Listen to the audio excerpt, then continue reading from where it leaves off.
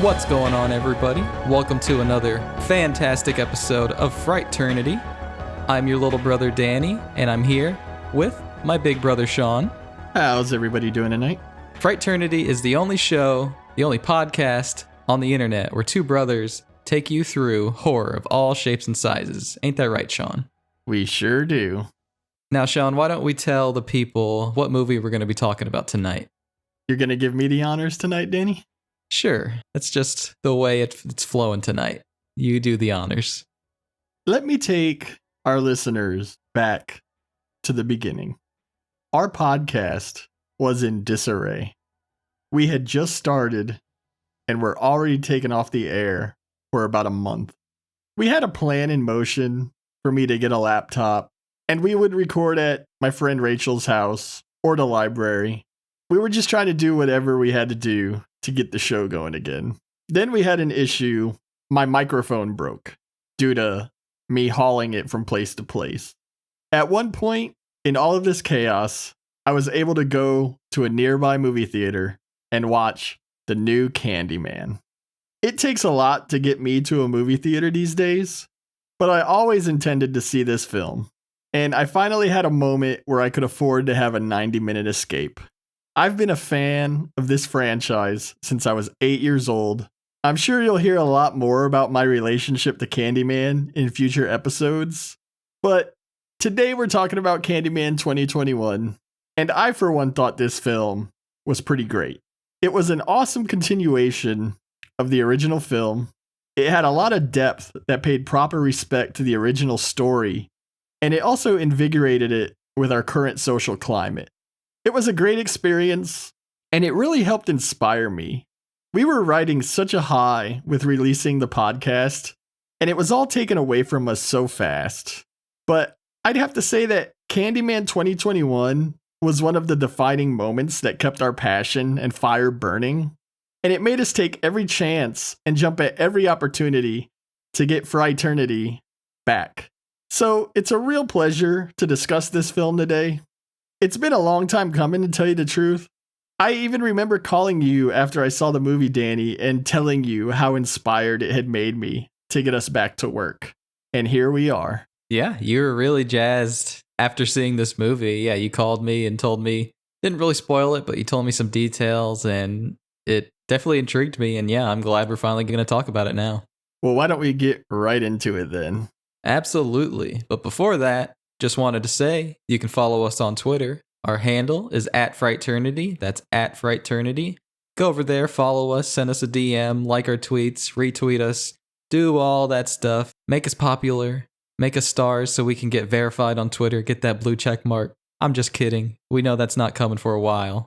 But still, go follow us on Twitter. Keep up to date with everything Frighternity's doing. You can email us, frighternity@gmail.com. That's frighternity@gmail.com. Questions, comments, anything at all, send it that way. We'd love to hear from you, and we'll read you on the podcast.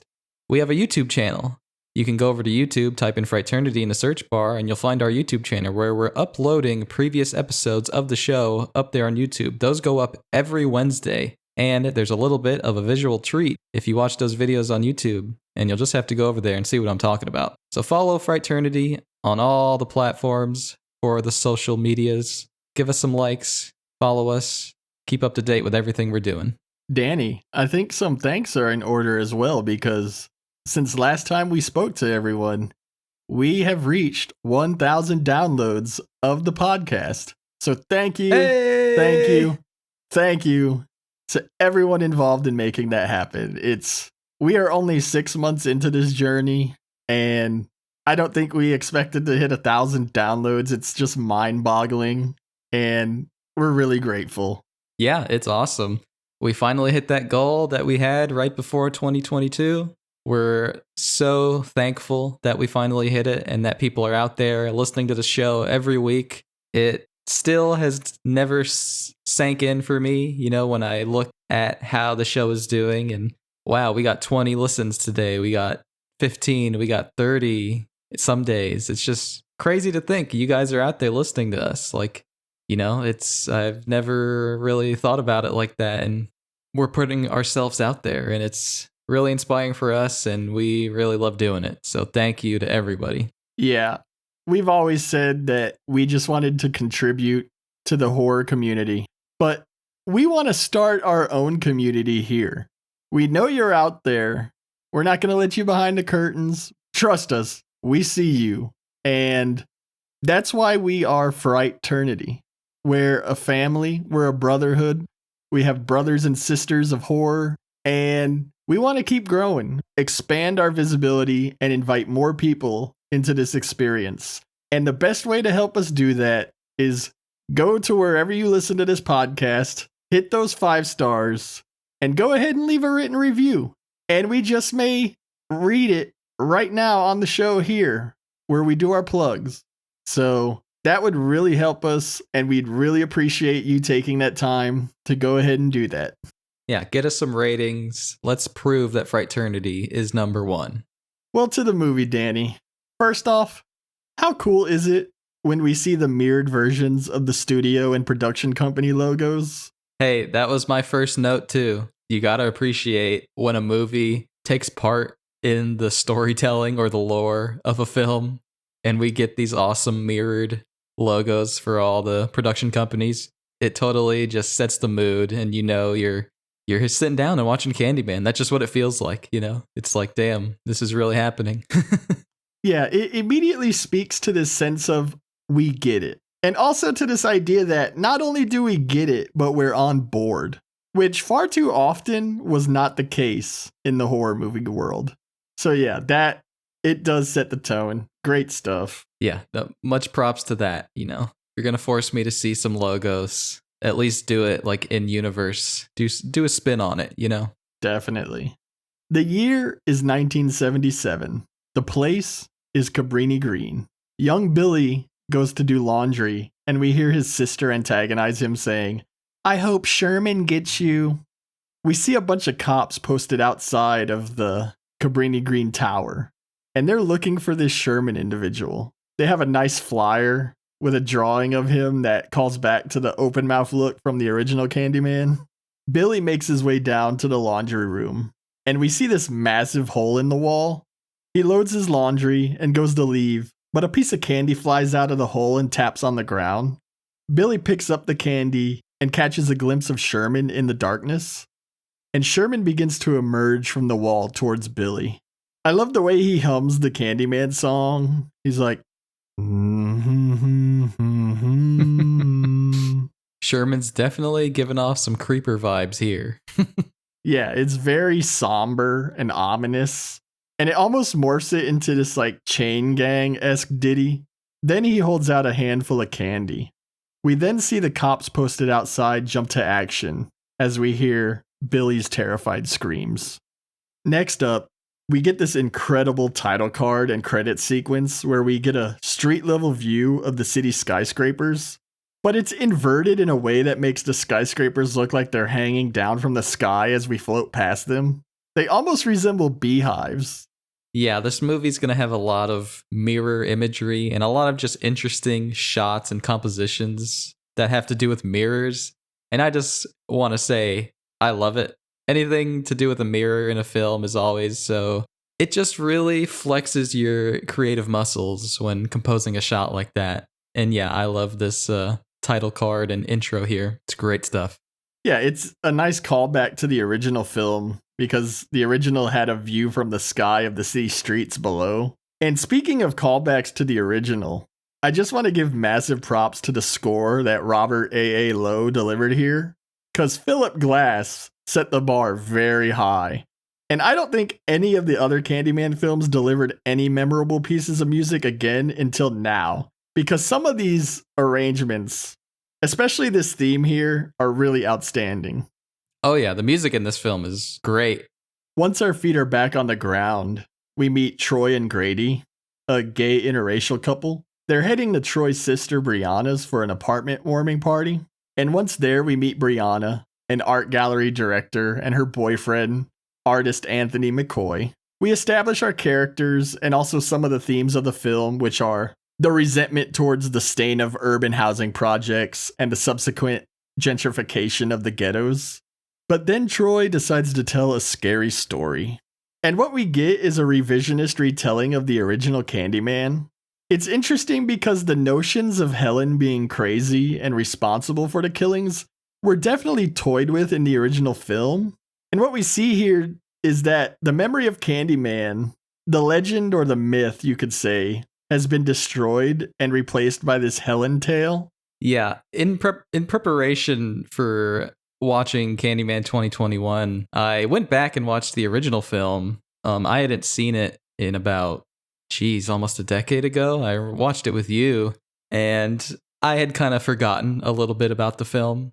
But watching it and then watching Candyman 2021 right after, it's really interesting to go from that movie straight into this, because a lot of stuff that goes on in here is kind of a direct sequel. You know, I think you get a lot more out of it if you have that connection. Because like I said, the first time I watched Candyman 2021, I hadn't seen it in a while, and I was just not lost on a few things, but it definitely aids the movie in remembering those connections. And I really liked that, you know, when they're telling this oral story of Helen and how some of the details are wrong or misplaced or switched around in the story, it was like this subtle nod of the nature of like oral history or passing down legend. You know, stuff is just going to naturally get mixed up, you know, but the heart of the story is there and the same, you know, just like Candyman. I was pleasantly surprised with how much of a sequel this is, because you never know with these films that take the same title if you're getting a reimagining or what. But yeah, Candyman was a direct sequel and so much better for it. Yeah, that's the thing I hate the most with these sequels or reboots, is when it's just the same story but worse. Like, you're never going to capture that original story, so you might as well just do a sequel, do what you thought was going to happen next. And that's what Candyman 2021 does. It really is a direct sequel to the original film, and, you know, I just find that so much more interesting. So despite soiling her good name, you could say that Helen being scapegoated in the end did destroy the Candyman, or did it? Now is also a good time to mention the awesome shadow puppet work used for what would traditionally be flashbacks. This shadow puppet work is here in place of some sort of use of archival footage. You know, a lot of films will just reuse footage from the film it's, you know, being a 30-year later sequel to.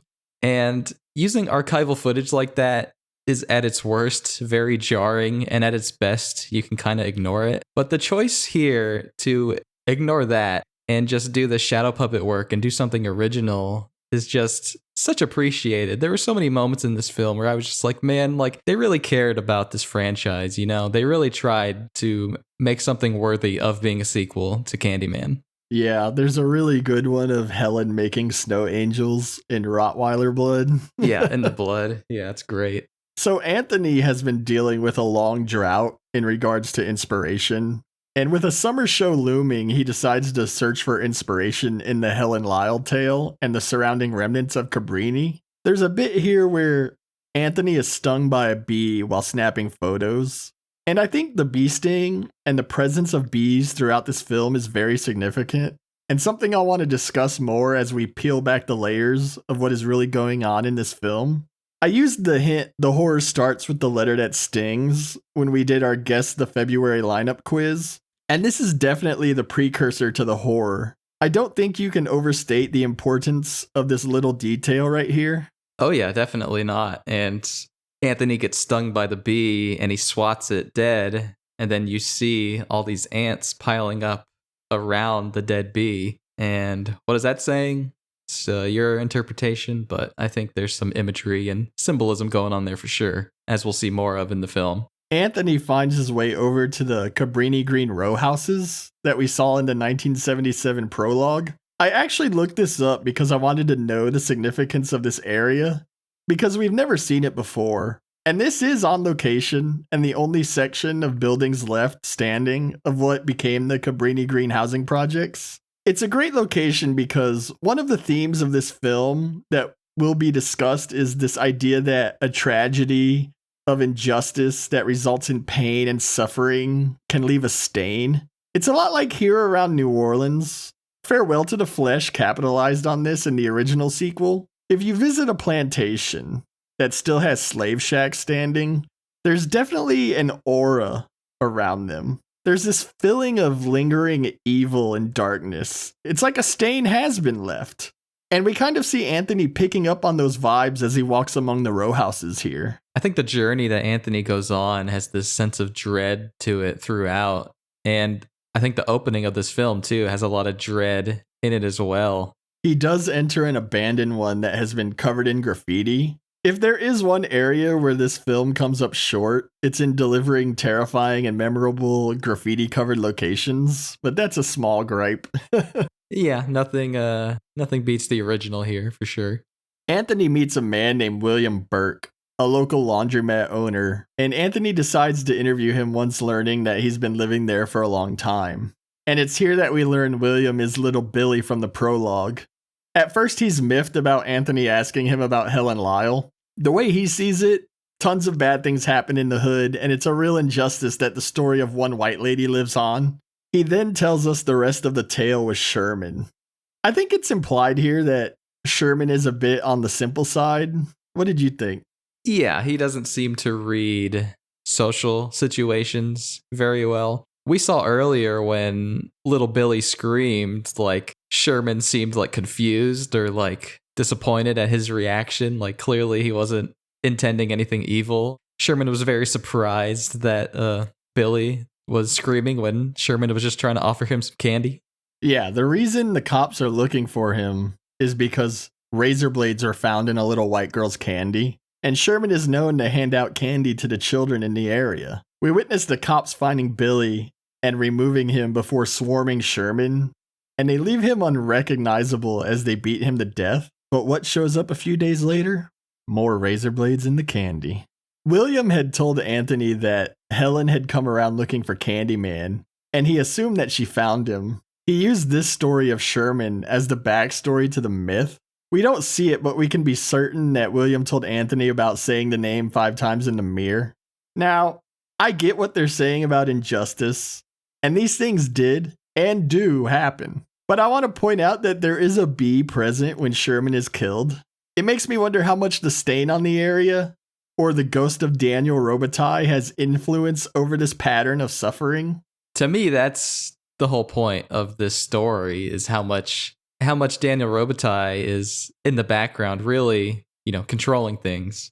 We're going to learn that there are multiple moments in history in this area that all serve to breathe life into the Candyman myth. And we also know that Candyman is real, a vengeful spirit, an urban legend that lives through the fear and passing down of his mythology. When he appeared to Helen in the original, it's because she doubted him, and he was obliged to come. He was threatened by the possibility of her sowing doubt in his tale. In this film, the tale of Daniel Robitaille has pretty much been forgotten.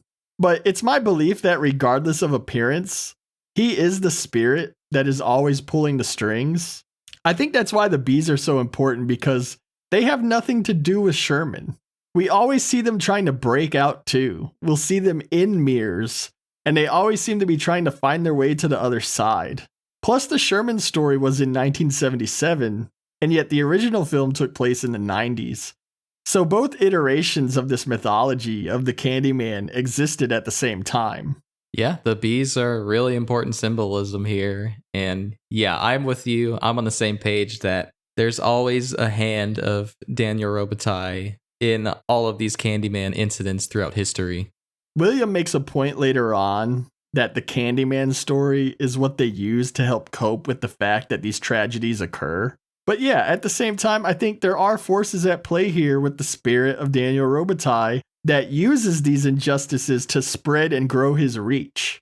Like Burke says at one point, Candyman is the whole damn hive. It doesn't matter what tale you know, that tale simply serves as one manifestation of the same entity attempting to expand itself outward. The reach of the Candyman is about to greatly expand too, as Anthony is wildly inspired, and we immediately see him working feverishly on new paintings. I love when Anthony shares his excitement with Brianna when she gets home and tells her of the legend. He wants to do the summoning with her, and he begins to say Candyman into the reflection from their window. And Brianna is not down with this and tries to get Anthony to stop, but he does say Candyman 5 times. We see them kiss, and we also see the apparition of Sherman standing near them in the window. Ugh, creepy. Not long after that, we arrive at the art gallery where Anthony has put up his piece titled Say My Name. I'm assuming it isn't going over as well as he would have hoped, though. The piece doesn't really get much attention besides the wandering gaze of a high school girl that we'll see later. What did you think? You think he's disappointed in the activity it receives? Yeah, I mean, Anthony, we saw him completely reinvigorated after talking with William, and yeah, he was really into what the work he was doing. He even says, like, he feels like he knows exactly what he should be doing at this moment. It's his destiny to be working on this Candyman piece and all this stuff. And again, I think it's like subtle hints here and there that like something's going on with Anthony, and like there's influence going on that is beyond his consciousness. Yeah, definitely. The piece in question is a mirror on the wall, and there's a press release explaining the Candyman legend. And when you open the mirror, you can see a few paintings in blacklight. Anthony does engage an art critic when she interacts with his piece, and she critiques it as a cliche critique on gentrification. She gives this wonderful "you people" line that confuses Anthony before she explains how struggling artists swarm the ghettos in search of cheap rent so that they can dick around with their art without the crushing burden of a day job. It's quite a brutal takedown because there is a bit that rings true in that statement for sure. Yeah, there's some truth to what she's saying, and it definitely hits Anthony a little close to home. Anthony ends up getting drunk and arguing with Brianna's art associates, one who is not so subtly named Clive. Anthony delivers a sick burn to him too about the fact that he's banging his not so subtly a Joy Division fan intern. It's the only time I ever laughed out loud during a Candyman film. I don't know. This scene is weird because you had that one planned. I did, biatch. Bitch. You goofy. The one guy, he's like, you goofy fuck. Yeah, like, who's that guy? Yeah, I don't know. This scene is weird because I think we're supposed to think Anthony is making an ass out of himself here. But we like Anthony at this point. And these other characters are all artsy douchebag types. Yeah, they're all coming off very art snob. But I get what the scene is doing. It's not so bad you misinterpret it. But I agree with what you're saying. It is a bit off because, yeah, all we really do have to cling on to so far is Anthony. Who really gives a shit, though? Because it's time for our first kill sequence, Danny. I feel like it's been a while since we've had some good kills in a film. It definitely has. Clive and his intern are cleaning up the gallery when they decide to get all touchy-feely in front of Anthony's piece. The intern, Jerica, decides to say Candyman 5 times in the mirror after latching Clive and herself together by the belt. One of the cool things this movie does with Sherman is we only see him in reflection. I think it's really effective and great. I personally enjoy it. And we see Sherman standing beside the oblivious couple before he slashes Jerica's throat. Yeah, like I said before, I love all the creative mirror shots, especially I think they shine in this kill sequence here because we see many different reflections of Sherman from far away, from up close. I love when he takes his hook hand and when he cuts that projection screen in half and you see him in the mirror doing it, but then you look over in real life and it's just ripping on its own. Oh, it's really great stuff. And then there's parts where you'll see him in the reflection of like a door and it's kind of blurry and you can barely make it out, but you know he's there. Like they definitely went the extra mile and put him any reflection you see, you know, you're going to see Sherman there. But as much as I like how they only show Sherman in reflection, his calling card is the throat slash, and that's kind of a miss for me. This is Candyman, man. I want and expect some groin to gullet action. It's not a deal breaker, but it's kind of a big miss for me, if I'm being honest. All right. Well, his kills do end a little anticlimactic. I thought his calling card was like the choke, because doesn't he lift Clive and then later on that art critic too? Don't they both kind of get choked out? Yeah, and I'm pretty sure Clive gets it groin to gullet, but we don't see it. Yeah. But yeah, we do get those awesome shots of Sherman here posing when he's intimidating Clive. He also does these painful groans that are pretty chilling. Look, if there's anything cringe about the scene, it's the dialogue leading up to the kills between Clive and Jerica. Yeah. Gotta go faster. Gotta go faster. Could do without all that, but you know. Yeah, I like when Clive runs for the door and we see Sherman pursuing him and the door's locked and Clive gets his Achilles slashed before he's dragged back to Jerica. Ugh. Then he hoists him in the air like he said and he gets killed off screen. The next day, we see Anthony hard at work on even more paintings.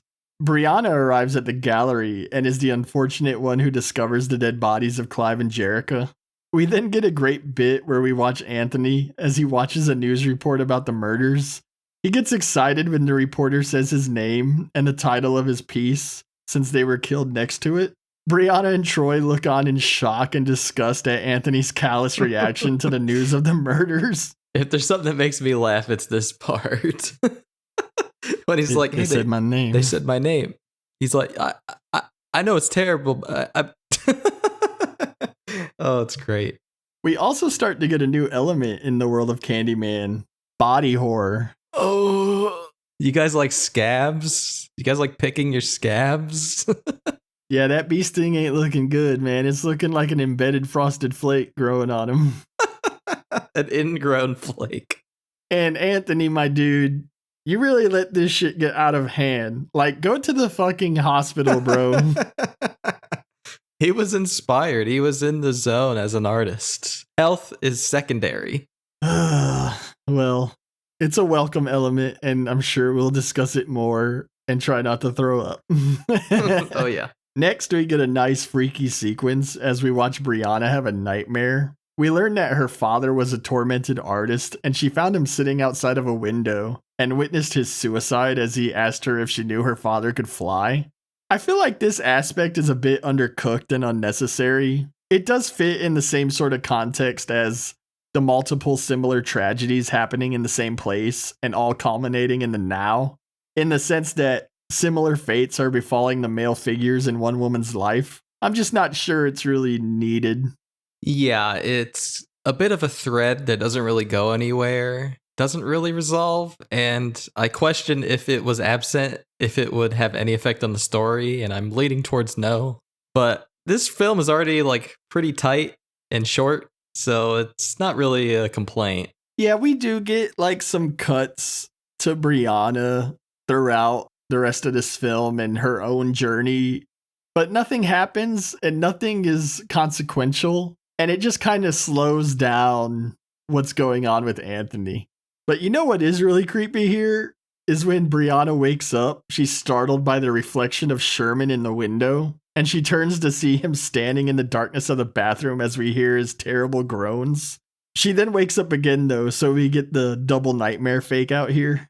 But she finds Anthony standing in the bathroom running water over his hand in a hypnotized state. And he tells her he had a bad dream before shutting the door on her. He almost sounded like that kid in the nightmare sequence in the original Nightmare on Elm Street where it's like, I have bad dreams.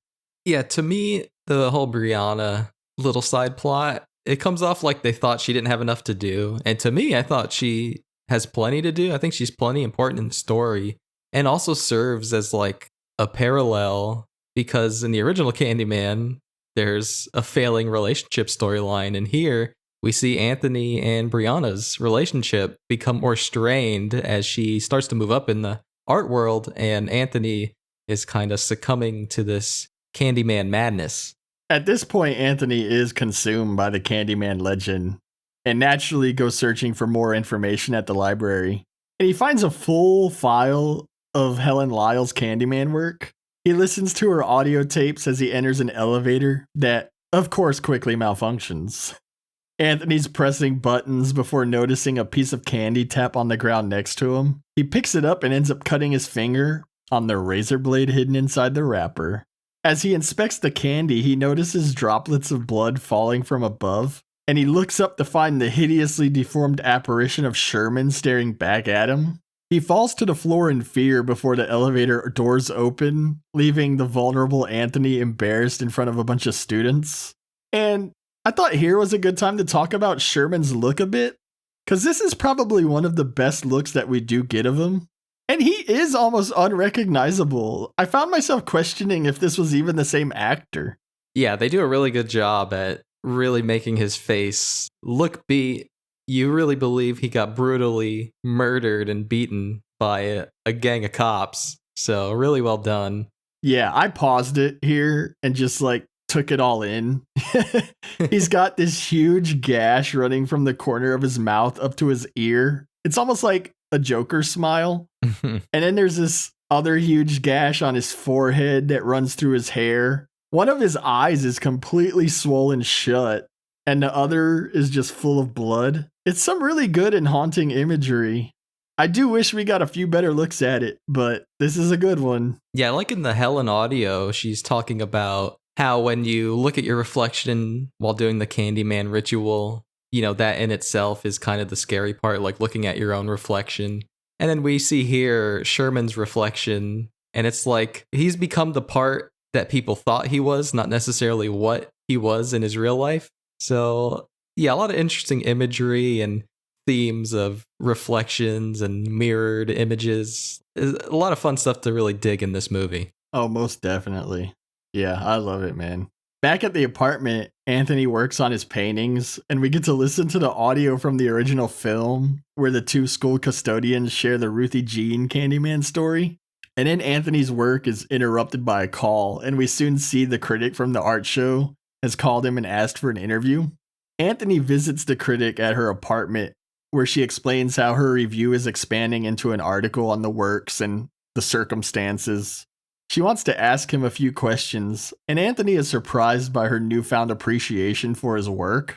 He uses the moment to air his grievances with her criticisms at the show. He tells her that he intends on expanding on the work, and that if she truly wants to connect to the piece, then she should do the summoning. The critic heads to the bathroom, and we get this really nasty bit where Anthony starts picking at that cornflake on his hand. I kind of relate. This might be gross, but I used to always pick my scabs when I was a kid. I don't know why, I just did. I think everybody's done this before, and then when you pick one that's not ready, just like this. Yeah, I like when he winces in pain and he has that instant regret, like, fuck, why'd I do that? I was like, I've been there. Yeah, I did that before. Oh, it's grotesque, man. And he finds a towel to wrap his hand in and goes looking for the critic. I love when he's telling the critic, yeah, you should go say it. It's almost like Anthony's under a spell. It's almost like Daniel Robitaille talking here, It doesn't feel like Anthony. I kind of wonder how much the arm signifies the transformation, Yeah. We know Daniel Robitaille's an artist too, and it's his hand. So is this Daniel Robitaille doing these paintings? Right, yeah. I believe that one for sure. But yeah, as Anthony waits in the hall, he ends up getting startled when what should be his reflection is transformed into Sherman. And there's a lot more bees present now, and I think this represents how the Candyman myth is starting to grow again, and it's expanding at this point. So the spirit of Daniel Robitaille is getting closer to his re-emergence. And we watch Anthony play around with the reflection before getting interrupted by the critic. And we can see Sherman stalking behind her as Anthony is like, I gotta go. Yeah, I really love this scene of Anthony and the Sherman reflection mirroring each other, and Anthony just completely in awe at what he's seeing. Yeah, I love when he looks down at the hook and he's almost grossed out and oh. He hurries out of the apartment as the critic follows after him, and we see her suddenly lifted into the air, and I'm guessing she has her throat slit, but she's pressed up against the window and dragged across it, leaving this smear of blood that imitates the first brushstroke on Anthony's painting. What did you think of this kill? It's creative. It's a creative shot. I don't know if I would do it the same if I were making the movie, because it really isn't the focal point. The camera's going back and we're getting further and further away from the action. And it's part of me is oh, I want to see the gore, the horror fan in me. But the experimental film fan in me is like, "Ooh, this is a really cool shot. I really like what they did."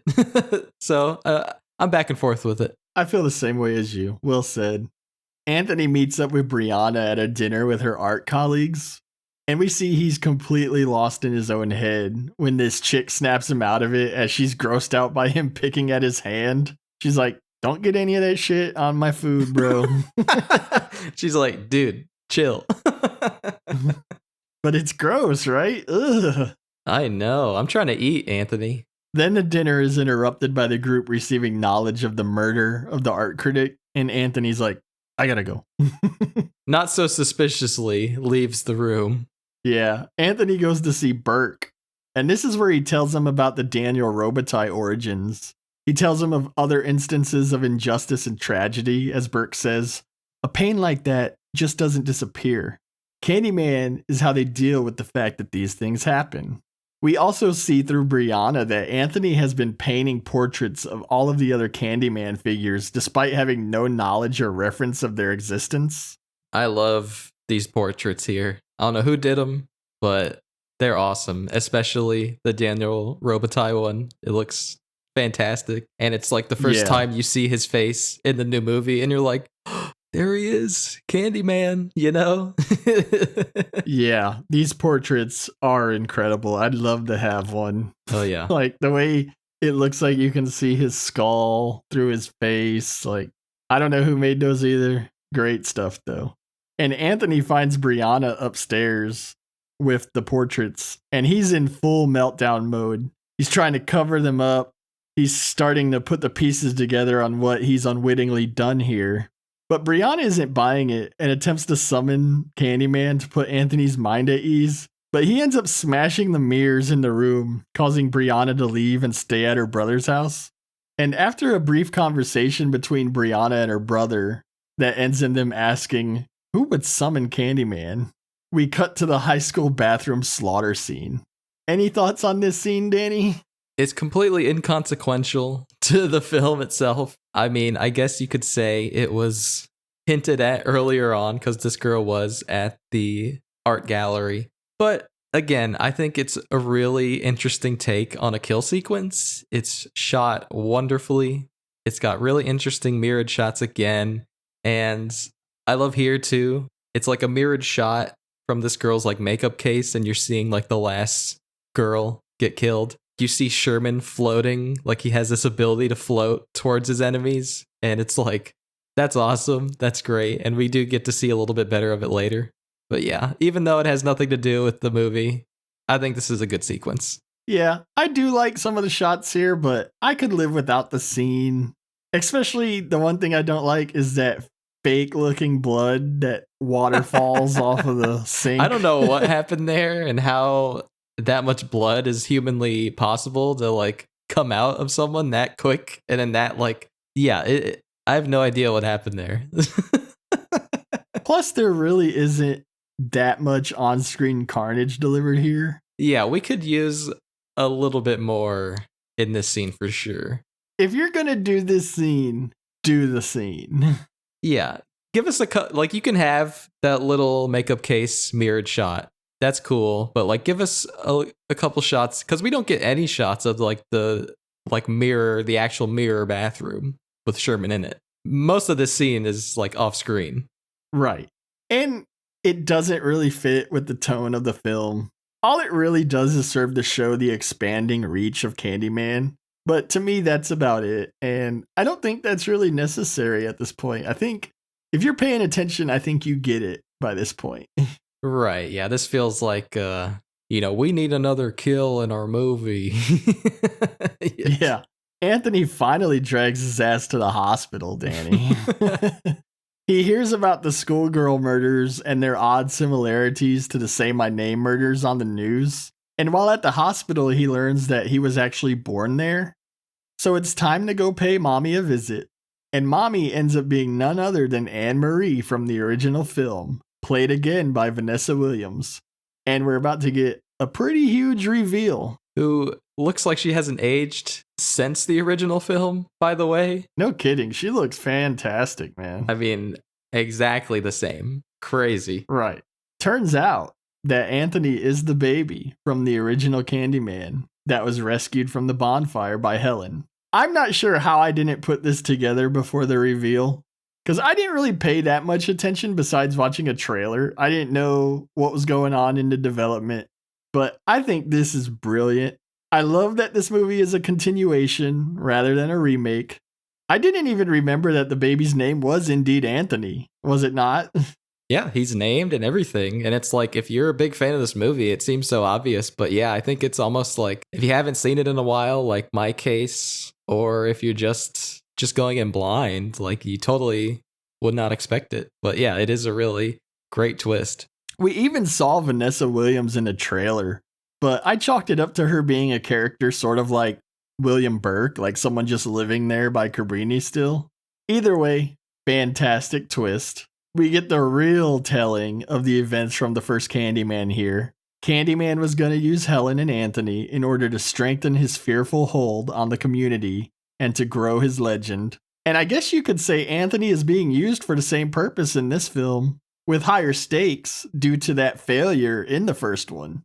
Right, and I think the Candyman name kind of got overshadowed for a while by the Helen story too. Right. She even tells Anthony that after the bonfire, the community vowed to never utter the name of Candyman again, but someone broke the pact. And we know that person is William. Now, I want to give a spoiler warning here. We don't usually give spoiler warnings because you all know that we relive the film together at this point if you're a listener. But I'm going to spoil another film in the process here. So if you haven't seen Halloween 2018, turn us down for a minute. I like to call what happens next the Sartain effect. It feels like these recent horror films have a hard time finding a natural progression towards the climax of their movie.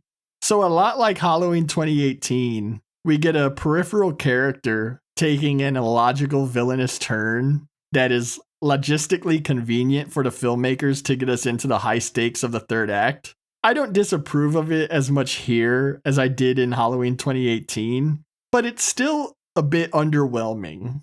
I just wish these writers would stop writing themselves into corners and having to fall back on things like this.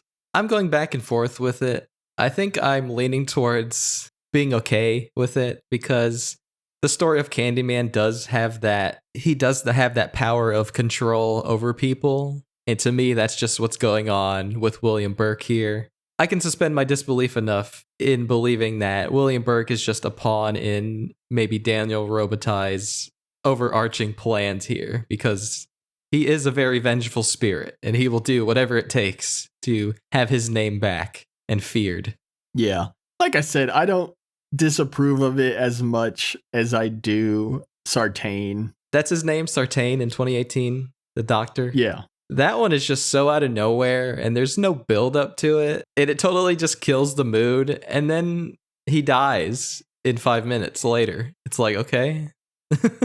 I mean, I guess Burke here does too, but Burke's work is like done already. He already fulfilled his purpose. Yeah, I just thought it was worth mentioning because, again, it just feels like these writers are like, okay, how are we going to get where we need to go?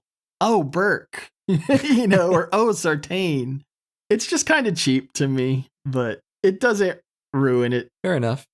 We see Anthony standing in the street surrounded by the row houses, and he notices some flashes of light from a building. It's a premonition of what is to come, and he enters, and we join Brianna in search of him. Brianna goes to Burke's laundromat to look for Anthony and ends up getting kidnapped by William.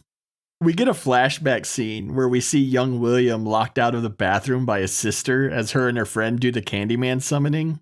After hearing a commotion, he pushes the door open only to find a blood-splattered scene.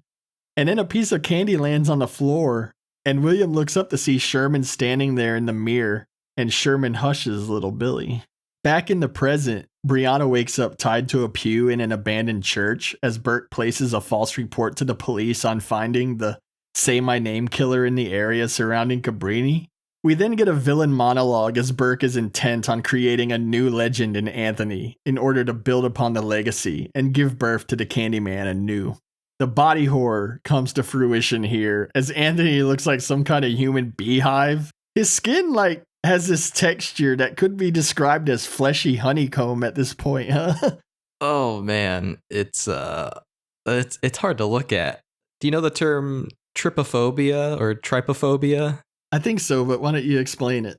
Well, it's the fear of like small holes. Yeah, basically exactly what Anthony looks like here when it's totally covering his face. Oh, my hair's crawling just thinking about it. Ugh. My skin. Yeah, it looks very, very gnarly. The body horror in this film is awesome. Yeah, it's really well done. Really great. Nice addition. And we watch as Burke saws Anthony's hand off and shoves the meat hook into the stump. Yeah. Yeah, he says some of the details should be somewhat consistent as he chops his arm off and sticks the hook in there. We see Brianna escape as this new iteration of Candyman is born. And off-screen, Burke is hooked through his jaw or mouth or something. We know this because he pursues Brianna through the dark tunnels underneath the church, and he's singing the Candyman song and calling out to her in a voice that's clearly affected by this new injury. Yeah, I don't really know what happened, how he got injured in this scene. It's pretty dark visually. Yeah, you really can't see anything here. They surface near the row houses, and Brianna is able to stab and kill Burke in one of them. She thrusts the pen into him repeatedly before she's stopped by Anthony, and he collapses into her arms just as the police arrive, and the first officer on scene shoots and kills Anthony without cause. Now, this film has a lot to say about the Black experience, the projects, gentrification, police brutality, and injustice. What I found that I appreciated the most was how it didn't beat you over the head with it. It's always there, and it isn't heavy-handed at all, except for this finale here. I don't know if they were running out of steam or what, but this ending is just rushed, and it's almost like they're saying, in case you didn't get what we were trying to say. I just think it gets a little sloppy here. Yeah, I agree. This finale does really happen pretty quickly, and yeah, I can't fault it because they have been leading up to this, sacrifice of Anthony the entire film. And really, that's all we're really watching here. It's been foretold that this would happen, this unjust murder. But I definitely see what you're saying in that it just does feel sloppy and almost like exactly what's happening. But I guess I feel like it just could have been written better. Because during the credits, we see shadow puppet retellings of all the Candyman lore. And during the Anthony bit, we see him standing there and the officer fires on him upon seeing the hook. I think that makes more sense and plays better than the cop simply shooting a prone Anthony, Yeah, I didn't even notice that in the credits, but yeah, it could definitely be written a little tighter, The message is the same, but I agree. Like the tagline of the movie, say his name harkens back to George Floyd. And I feel like there's a real missed opportunity in having a hands up moment, like have him put his hands up and, oh, it's a hook, so they shoot, Right. Yeah, it could definitely be stronger, for sure. The cops end up putting Brianna in the back of an SUV, and one of the officers starts to coerce her on going along with their telling of events or risk being an accomplice. She asks to see herself in the rearview mirror. The officer obliges, and she begins to summon the Candyman. And as soon as she finishes, we see an officer emerge from the building with a slit throat. We see Anthony emerge, swarming with bees as he attacks the other police. He stops for a moment to look at Brianna as she sits in the back of the SUV. The door unlocks, and we get a twist on a classic Candyman monologue as Anthony walks around the SUV. We can see the reflections of the multiple iterations of Candyman as his face becomes engulfed in bees. Brianna chases after Anthony and finds him in an alley blocked by a gate. He kills the final officer before levitating towards her. The bees begin to clear, and we see the face of Daniel Robitaille, and he tells Brianna, "Tell everyone." And that's the end of our movie. What a way to end the film. When I first watched it, I was just waiting for Tony Todd to show up. I was like, where is he at? I think that's what a lot of people probably felt when they first watched it, is where's Tony Todd at? And him showing up here, having the last line in the movie, at first I was like, that's it, really? But it just has so much weight to it. and perfectly fits with the themes of the film. It fits in with the character of Daniel Robitaille and Candyman, and it just gives me chills, It's just one of those endings. Where every Candyman ends with the death of the urban legend, this film ends with the rebirth. The villain has won here, He has successfully perpetuated his story and is now telling Brianna to go and spread the tale. And I love after he says, "Tell everyone," we see a shot of Brianna's face, and it's all you can see, like a subtle change in her face, like she is now under the spell of the Candyman and now knows what she must do. And that's what I mean when I say I'm okay with the Burke stuff, because I think it's all Anthony and Burke and Bree are like all under the spell of Candyman, and he just has that power to infect your mind. And so to me, it all fits with the story, and I enjoy it. That's well said, man. And it's wonderful to think, like, where is this going to go? Is Brianna going to say anything? And does it even matter? Because at this point, with everything else that's happened, the legend of Anthony McCoy is out there. Mm-hmm. The Say My Name art is out there with the Candyman legend. So surely it's going to spread. He has succeeded. So what did you think of Candyman 2021 as a whole, Danny? I think this movie is wonderful. It's got really great special effects. It's a great story. It doesn't, it has a lot of the similar story beats as the original, but there's a twist on it, It's a reflection of that same story. And I think the thing I appreciate the most with Candyman 2021 is just how it set out to tell a good story first, and it really didn't want to be a retread. It really was trying to do justice to the franchise, and I think they succeed. I've only seen the original and this one, but I'm happy with where the story went. I think they respected it wholeheartedly, and a few bumps here and there in this film, like we talked about earlier. But overall, this is a fantastic film, and you should definitely go watch it. Yeah, after watching this movie multiple times, I do think it's a really good movie, and I really enjoy it. Having to scrutinize it, though, for this podcast definitely shows it has some issues. Not full-blown problems, but I think I'd call them shortcomings. Mm-hmm. And I think the original film is untouchable and remains untouched. I'm also a big fan of the sequel, though, Farewell to the Flesh. And I think I would put this movie on equal footing with that, if not a little higher. So that's high praise from me, I will say, because I love both of those first two Candyman films. Awesome. I like it when you like a modern film, a modern horror film. I like that you're always open to the new stuff, even though this is a sequel to a franchise you already like. Yeah, I love that you're always on the journey for new horror.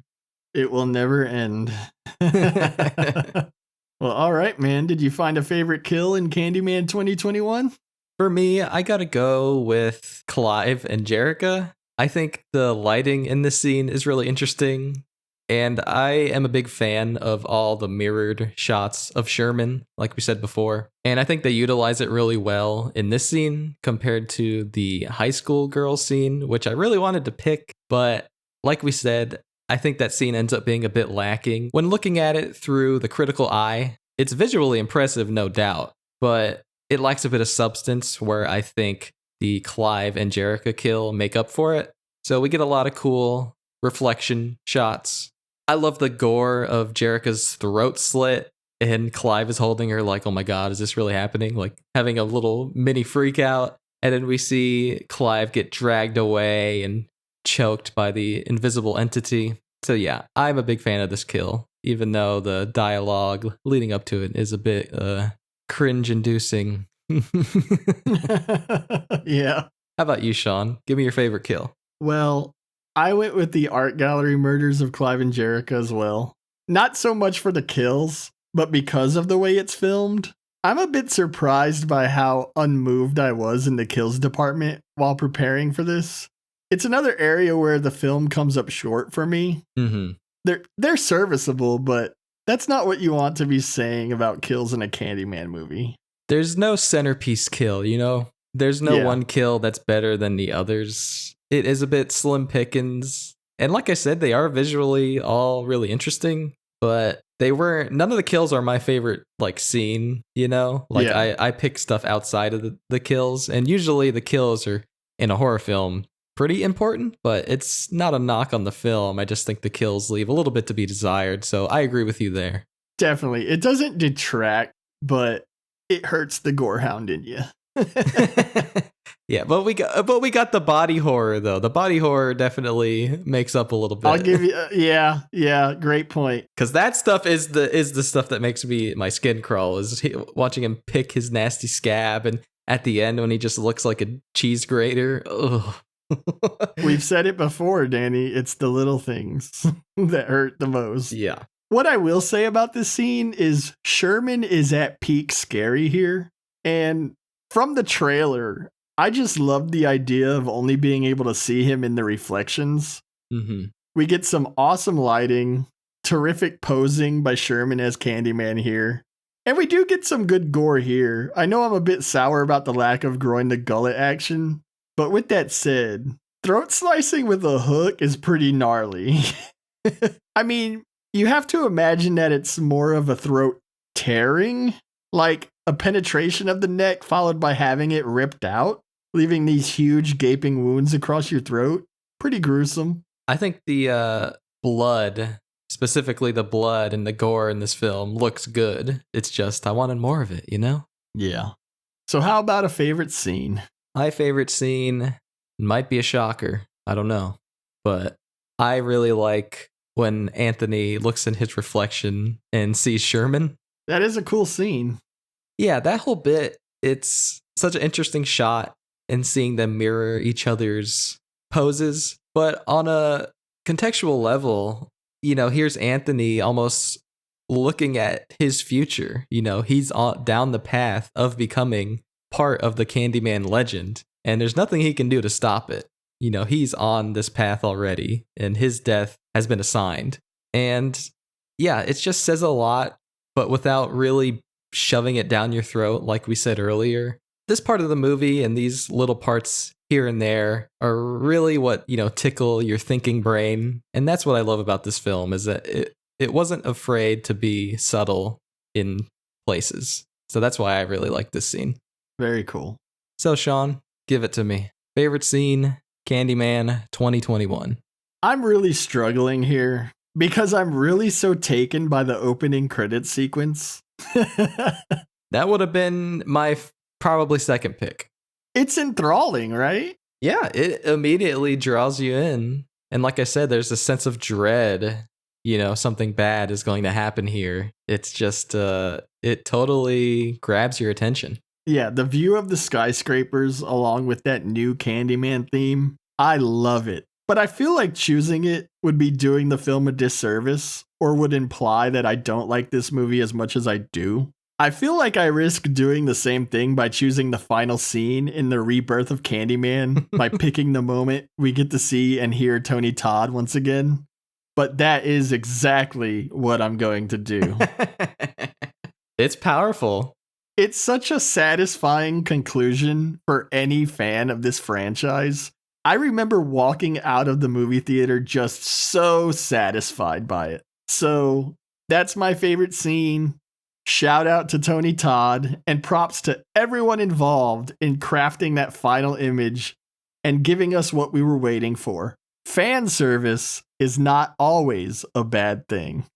Yeah, you knew it was coming, but, you know, a cameo is nothing without context. And here, the context is overflowing. And to see him on screen again, it just totally bookends the film, and it just works so great. Alrighty, man. Well, that was Candyman 2021. I know this episode is going a little long. We haven't gone this long in a while, but I feel like this film deserves it. This is a great modern horror film, and it has some great modern social commentary. And it actually inspired me to write a little piece. So I'd just like to end on this note, if you don't mind. Absolutely. Go ahead, Sean. Let us have it. Frighternity is a politics-free zone. We don't mix politics and horror. We just don't. Besides, If that's your cup of tea, there's plenty of it out there for you. One of the reasons we avoid what I consider a pitfall is because politics has become everything. It's a terrible fact, especially when you consider how high the temperature has been turned up lately. Now you might say, hey, horror has always been about politics. And sure, I'll grant you that some horror is political. But for the most part, horror was less about politics and more about social commentary. I'd say that the best horror of the 60s, 70s, and 80s always had something to say about society and the ills that affect it or hold it back.